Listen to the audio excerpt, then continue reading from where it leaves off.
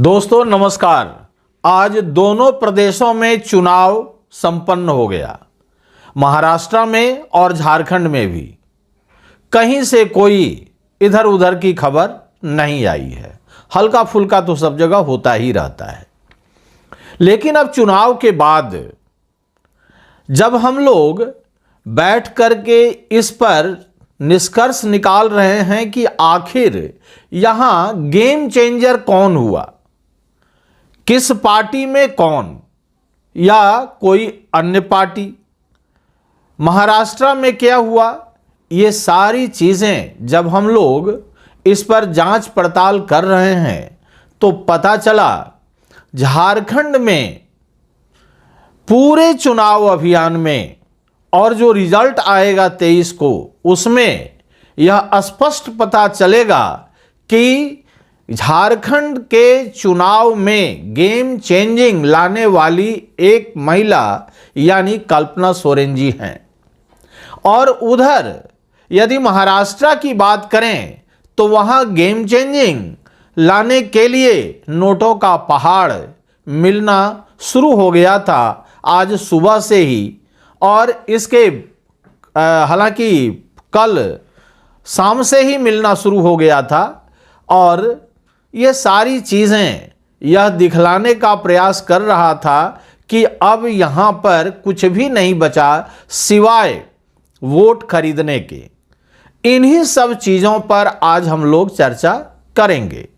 इसके पहले कि हम वीडियो स्टार्ट करें, आपसे नम्र निवेदन है कि इस चैनल को आप सब्सक्राइब करें और यदि यह वीडियो आपको अच्छा लगे तो इसे लाइक ज़रूर से ज़रूर कर दें और इसे अपने फ्रेंड सर्कल में शेयर भी करें। तो चलते हैं, हम लोग इस वीडियो को स्टार्ट करते हैं।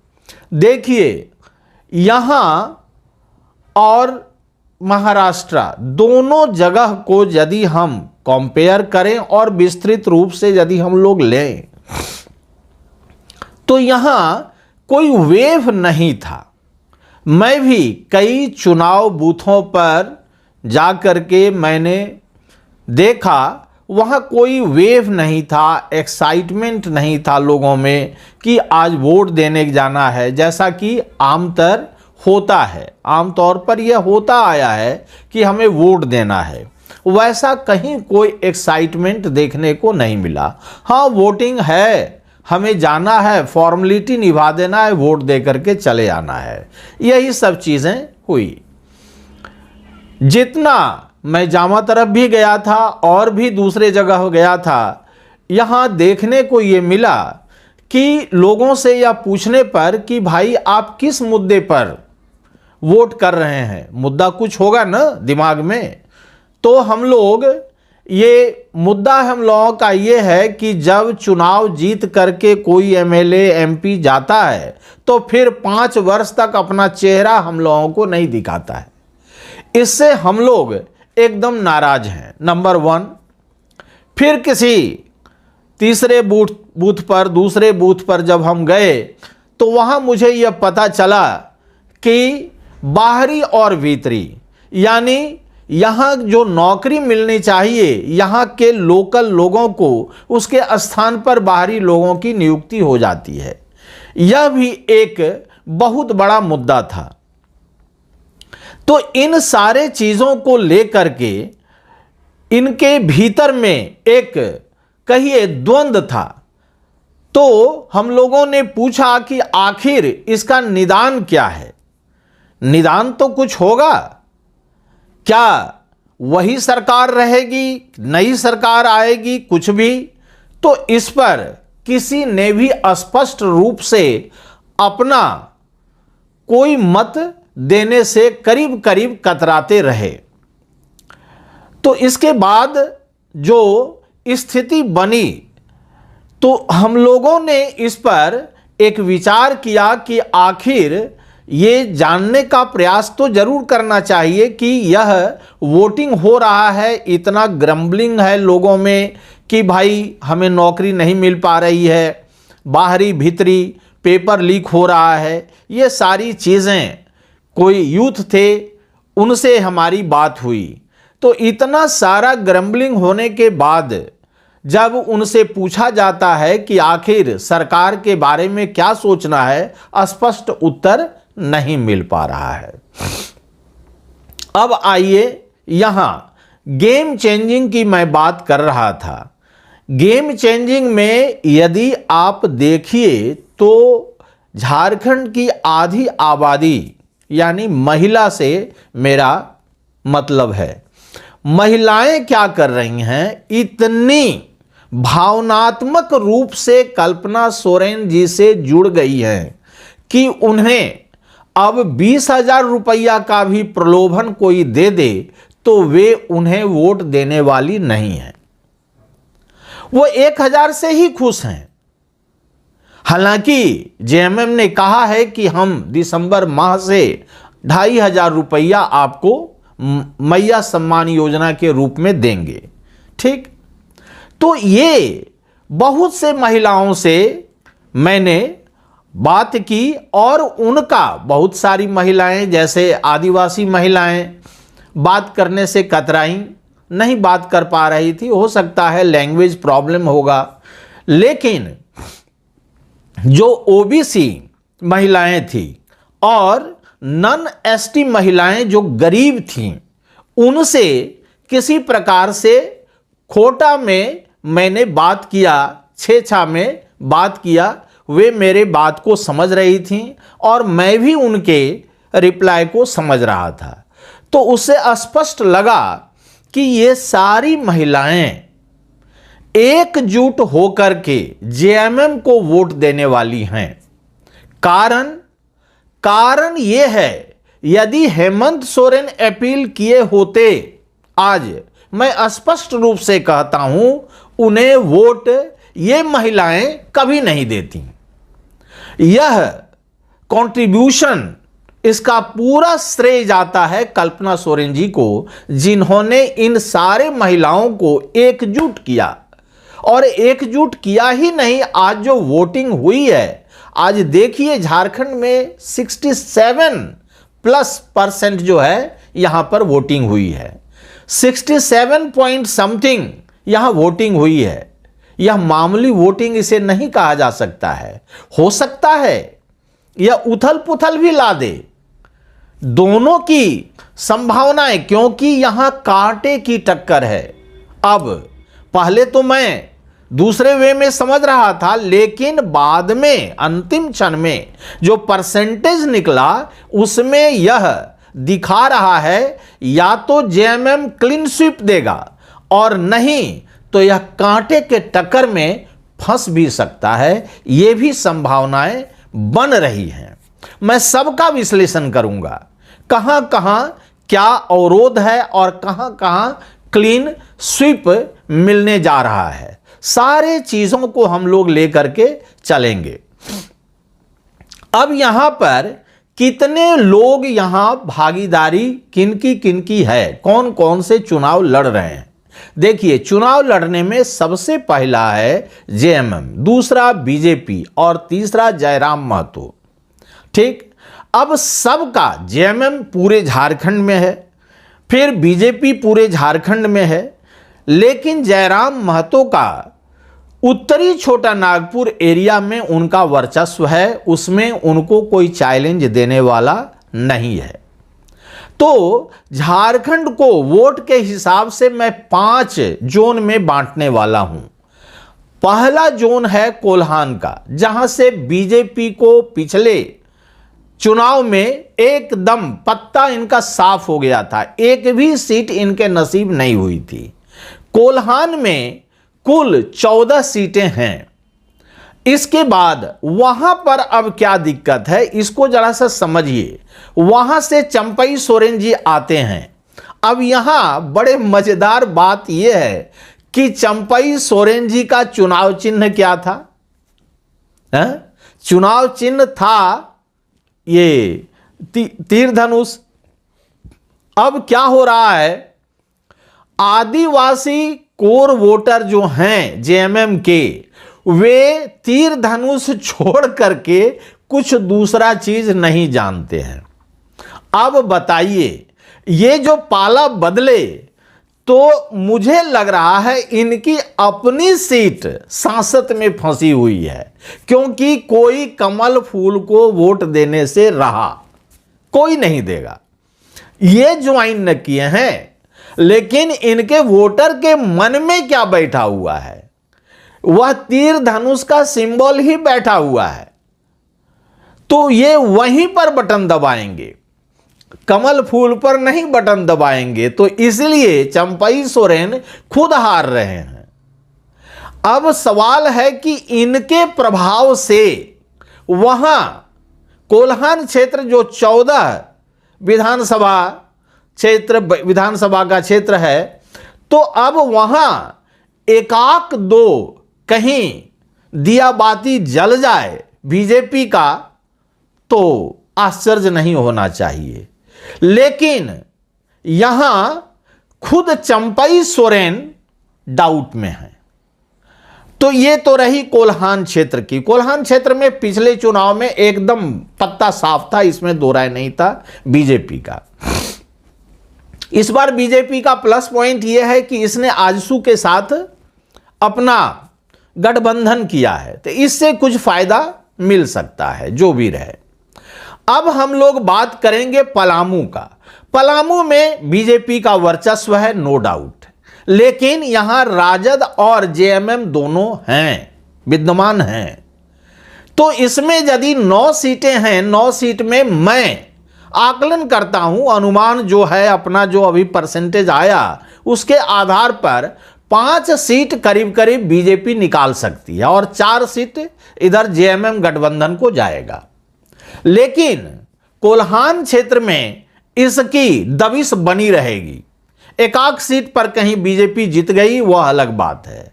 कोल्हान क्षेत्र 12 से 13 सीट पूरा का पूरा दे दीजिए एकाक सीट छोड़ करके, तो यह जेएमएम को जाएगा।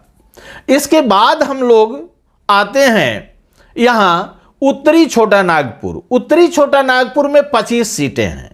यहां पर क्या है, जयराम महतो यहां पर क्या हो रहे हैं, यहां अपने टाइगर के फॉर्म में हैं। ये किसी को भी हरा सकते हैं और अपनी सीट तो बचाएंगे ही, वोट भी काट सकते हैं। तो यहां करीब करीब 10 से 12 सीटों पर इनका प्रभुत्व है। तो 12 सीटें जो इधर बचती हैं उसी में जेएमएम अपना कुछ निकाल सकता है, और जो बाद बाकी इधर 12-13 बच गई उसमें ये जयराम महतो जी क्या करेंगे, बीजेपी को पटकनी देंगे। यानी 12 सीट करीब करीब यहां से जेएमएम निकाल सकती है उत्तरी छोटा नागपुर से। अब इसके बाद जयराम महतो वहां पर एकदम पूरा प्रभाव में है। लोग कहते हैं कि यदि यहां से किसी स्थान पर है कि वहां से यदि जयराम महतो का कैंडिडेट खड़ा होता तो हम लोग इसी को वोट देते, न बीजेपी को देते, न जेएमएम को, किसी को नहीं देते। यह स्थिति है। अब इसके बाद आइए दक्षिणी छोटा नागपुर। यह पूरा क्रिश्चियन बेल्ट है। अब यहां पर क्या है, Christian is now linked with Congress. अब ये कांग्रेस से पूरा लिंक है। कांग्रेस को छोड़ करके ये दूसरे को दे ही नहीं सकते हैं। कुछ यदि हैं तो वे जेएमएम को ट्रांसफर करेंगे, यानी बीजेपी यहां पर नदारत है। बीजेपी को यहां सीट नहीं मिल सकती है। अब आइए सीधे वहां से, तो यहां कितनी सीटें हैं, दक्षिणी छोटा नागपुर में 15 सीटें हैं। 15 सीट में करीब करीब कांग्रेस को यहां पर 8 से 9 सीटों का फायदा होगा और शेष जेएमएम को जा सकता है। एकाक सीट कहीं मिले तो मिले इनको, बीजेपी को। अब इसके बाद हम लोग संथाल परगना क्षेत्र की बात करें जहां 18 सीटें हैं। 18 सीटों में यहां पर ही यह घुसपैठिया वाला हिसाब किताब है। देखिए, बीजेपी चाह रही थी कि इसको मैक्रो लेवल पर यह घुसपैठिया वाला अभियान इसको फैला दिया जाए, लेकिन हुआ उल्टा। यह माइक्रो रूप में केवल 2 डिस्ट्रिक्ट में यह फैल सका, और वह है पाकुड़ और साहिबगंज, जो कि रियली अफेक्टेड एरिया है, इसमें दो राय नहीं है। तो यहां पर ही ये केवल माइक्रो लेवल पर ही फैल सका और दूसरे पार्ट में यह नहीं जा पाया। तो इसका फायदा जेएमएम को भी मिल रहा है और इनके जो घटक दल हैं उनको मिल रहा है। तो ये सारी चीजें हैं। हां, एक पाकुड़ की सीट इन्होंने क्या की है कि ये अपने जनता दल यू यानी जेडीयू को इन्होंने दे दिया है गठबंधन में, और वहां से एक मुस्लिम कैंडिडेट खड़ा हो गया है।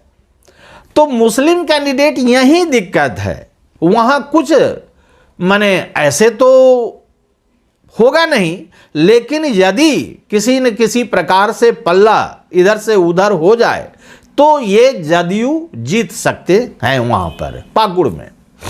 राजमहल की स्थिति आप जान ही रहे हैं, वहां पर बहुत मुश्किल है बीजेपी का जीतना। तो ये चीज इतनी जो संभावनाएं हैं, और उसमें मैंने जो कहा अभी कि रोल ऑफ कल्पना सोरेन ये इतना मने कहिए कि मजबूत होकर के उभरा है कि इसका वर्णन नहीं किया जा सकता है। ये चुनाव के बाद आप देखेंगे, यदि मान लीजिए कांटे का टक्कर हुआ तो उसमें यदि विजयी किसी को माने रूप में रखना होगा तो उसमें पहला नंबर कल्पना सोरेन जी का ही आएगा। उन्होंने ही जो इतनी करीब करीब 98 रैलियां उन्होंने की है, सोचिए, और उन्होंने अपने आप को महिलाओं से एकदम भावनात्मक रूप से अपने आप को जोड़ा है। यह बहुत प्लस पॉइंट है। अब आइए जरा सा हम लोग महाराष्ट्र की बात कर लें। महाराष्ट्र में कल से ही नोटों का पहाड़ निकलना शुरू हो गया था, जो आज चुनाव तक निकलता रहा। तो मुझे लगता है, मैंने जो थंबनेल में दिया है कि यहां झारखंड में कौन होगा इसका सर्वे सर्वा, तो यहां कल्पना सोरेन, और वहां चुनाव का सर्वे सर्वा या किसको दिया जाएगा श्रेय, तो नोटों के पहाड़ को दिया जाएगा। गेम चेंजर वही होगा। यानी हर तरह से बीजेपी ने अपना ऐसा मन बना लिया है कि हमें हर तरह से पूरे प्रदेश को किसी न किसी प्रकार से अपने ग्रिप में लेना है। लेकिन जनता भी बहुत चालाक है, ऐसा नहीं है कि बेवकूफ है। उन्होंने सारे पैसे को पकड़वाया है। कहीं 5 करोड़ की बात आ रही है, कहीं 9 लाख, कहीं 12 लाख, कहीं 15 लाख। तो ये सारी चीजें संजय निरुपम जी जो कांग्रेस छोड़ करके आए थे, उनके यहाँ भी, ये अभी शायद शिंदे जी के साथ हैं। फिर यहाँ पर विनोद तावड़े जी, इनके पास से कुछ मिला होटल से। तो ये सारी चीज़ें हो रही है। अब चुनाव के बाद, हालांकि चुनाव आयोग ने शायद इन लोगों पर कुछ न कुछ, है ना, कमान जो है अपना साधा है। अब देखिए आगे क्या होता है। लेकिन यह स्पष्ट बताया जा रहा है, पत्रकारों के द्वारा और मीडिया के द्वारा यह बताया जा रहा है कि यहाँ पैसे का खेल पुरजोर तरीके से हुआ है। और इसमें सबसे बड़ी चीज़ है कि प्रजातंत्र का गला घोंट दिया जाएगा, पैसे से उसे खरीद लिया जाएगा। यही विडंबना है। मुख्य विडंबना यही है कि आज हम बिकने के लिए तैयार हैं, तब न कोई खरीदने वाला तैयार हो गया है। यदि हम बिकते ही नहीं तो नोटों का पहाड़ वह तो बेकार हो जाता। चूंकि यहां हमारी भी गलती है, यानी हम लोग यदि बिकने के लिए तैयार हैं तो खरीदने वाले बहुत सारे लोग हैं। ये सारी चीजें, अब हम किस पर उंगली उठाएंगे? पार्टियां तो आएंगी खरीदने के लिए, और उसमें यदि हम बिकने के लिए तैयार नहीं हैं तो मजाल है कि वे हमें खरीदेंगे, नहीं होगा। अब देखिए, चुनाव तो संपन्न हो गया, झारखंड में तो 67%, 58% करीब करीब, इस बार पिछले बार 61% हुआ था, इस बार 58% के लगभग हुआ है वहाँ महाराष्ट्र में, और करीब करीब 52% हुआ है यहाँ यूपी के उपचुनाव में। तो ये सारे चीज़ें जो हो रही है, देखिए यदि बढ़ता है वोट का परसेंटेज तब तो ठीक है, लेकिन वोट का परसेंटेज घटना यह जरा ठीक नहीं लगता है। देखिए आगे आने वाले समय में यानी 23 तारीख को रिजल्ट क्या आता है, लेकिन हम झारखंडियों के लिए अच्छा ही आएगा, जो भी आएगा अच्छा आएगा। तो इस वीडियो में इतना ही। यदि यह वीडियो आपको अच्छा लगे तो इसे लाइक करें, शेयर करें और कमेंट सेक्शन में जाकर यह जरूर बताएं यह वीडियो आपको कैसा लगा। धन्यवाद।